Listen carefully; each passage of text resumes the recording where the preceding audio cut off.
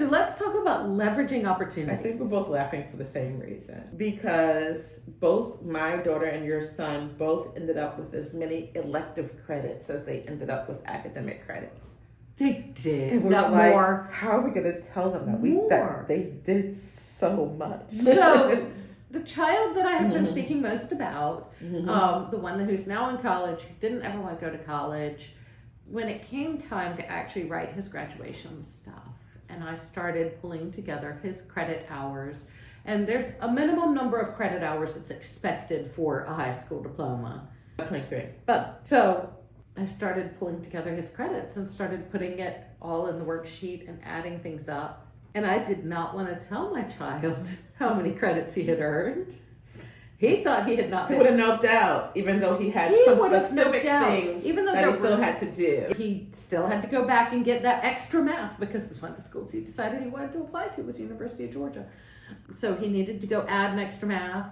He needed to finish his chemistry. There were a few things that he just had to go finish. And I didn't want to Then he sit had a down good and 50 credits. tell him that he had an excess of 50 credits of high school coursework. So 2 diplomas. Easily. And so basically what happened, because this happened with your son, this happened very formally with my daughter. Right. Because she was taking her academic classes at home with me, but she also belonged to a homeschool program that was all fine arts. Right. A day and a half a week. She was in 3 choirs, 2 shows a year, private voice lessons, acting lessons, arts like Shakespeare, creative writing. She had a full course before she ever came home and did the standard stuff with me. Right. And so she graduated with, I think, about 46 credits. Right. The moral of that actually is that most homeschoolers are going to find themselves in a similar situation. And the way you find yourself in that situation is how to leverage the opportunities and the interests of your child toward their education. And so you're going to have coursework in specialty things that are interesting to your child. Now, as long as the child isn't overwhelmed, Right. there's no such thing as too much. Right. Because she was enjoying herself. Oh, She was absolutely. enjoying herself. Absolutely. They didn't know.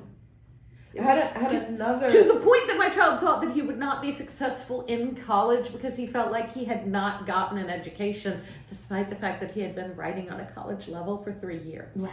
He didn't have the perspective to understand how much he had learned. Right.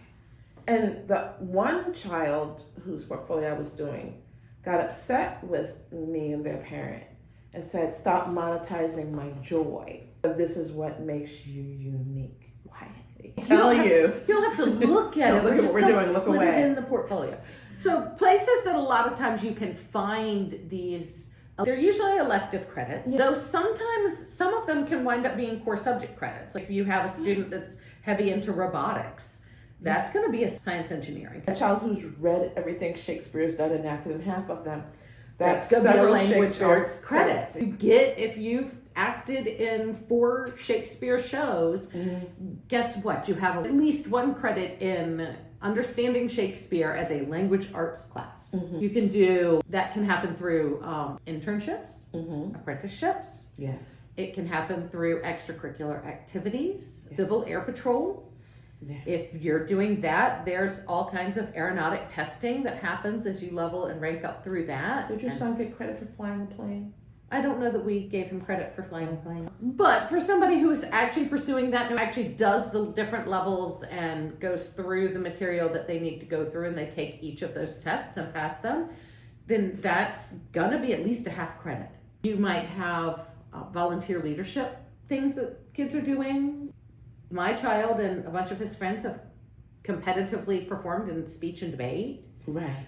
That is going to be, that public speaking can be a language arts credit, can be an elective. Any passion that your child has, when they spend that much time on it, absolutely be considered a course credit. It's just things that public school kids do to make themselves more competitive on applications. Homeschool kids are already doing it and not giving themselves credit for it. Actually, no one's giving themselves credit for it, Right. which is why when I work with public school kids, I make them write a resume. Right. So you can, anything that they've spent the requisite amount of hours in, you do as a class, Right. and then you go ahead and put everything on a resume Right. as well.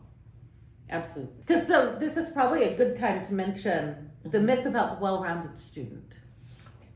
So here's what I've learned, because I've spent some time writing for websites and spoken to admissions counselors. And what I've been told is that colleges are not seeking the well-rounded student. They're seeking the well-rounded class. Which means they want some kid who's off the chart in language arts. They want some kid who's off the chart in science. And they want some kid who's off the chart artistically. They don't expect one kid to do all those things. No one's brain is wired that way without a severe nervous breakdown. Right. Right? And this was illustrated to me best when my daughter was applying to colleges, and I got into a college confidential group with a bunch of parents whose children were also applying to theater programs. Each theater program is recruiting an average of 10 kids. Right. 10. And they're specifically looking for white male, jock, white girl, ingenue, brunette, white girl, sassy black girl, big, like, sporty guy, nerdy black guy, or a jock black guy. They have types because those types are what is going to make their casting for the next 4 years work. Right. That's exactly what colleges are looking for. So when someone's yelling and screaming that I did all these things and this kid who was only good at one thing got in ahead of me, that's not affirmative action. That's what they're looking for. Right. That's what they want. Colleges want kids who in 15 years are going to do something that is going to reflect back really well in the college. The college is going to call them in, they're going to do a speech, and they're going to give them an honorary doctorate degree. Right. That's what colleges want. Right. So be good at something. Go read what Harvard and Yale are saying their requirements are for homeschool kids. They're saying someone who has chosen something and done it in depth. Yeah. And so those are the opportunities you want to leverage, and you want to showcase them as you're putting together this portfolio. So those are the opportunities that we want you to leverage as you're pulling together your portfolio.